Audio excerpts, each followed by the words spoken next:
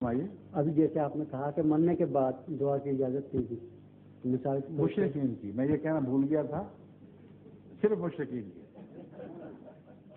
ابراہیم علیہ السلام جو کہ پیش نظر تھے، اس لیے ان کے حوالے سے بات کر رہا تھا۔ عام طور پر معلوم بات ہے، اللہ تعالیٰ نے فرمایا ہے جو شرک کی حالت میں ماں باپ مر جائیں ان کے لیے دعا کی اجازت نہیں۔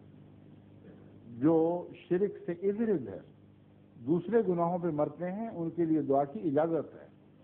اس سے بھی پتہ چلتا ہے کہ ان کو جہنمی قرار نہیں دیا جا سکتا۔ ہو سکتا ہے ایک بچے کی گریہ ازاری اپنے ماں باپ کے لیے جو ہدایت نہ پا سکے ہوں، اس کی نجات کا، اس کی بخشش کا موجب بن جائے، کیونکہ اللہ تعالیٰ فرماتا ہے کہ میں مضطر کی دعائیں قبول کرتا ہوں۔ تو میں کبھی بھی یہ نہیں کہتا کہ ان کے رستے بند ہو گئے ہیں، بخشش کے رستے کھلے ہیں سوائے مشرک کے۔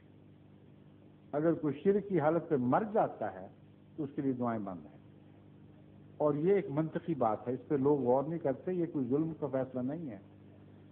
شرک کا مطلب یہ ہے کہ خدا کے سوا اور خدا ماننا۔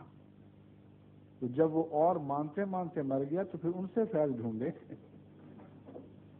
پھر اس خدا سے اس کا کیا حق رہا؟ یہ اس کی حکمت ہے۔ مگر جو توحید کی حالت میں مرتا ہے گناہگار ہونے کے باوجود، اس کی بخشش کا دروازہ بند نہیں ہے۔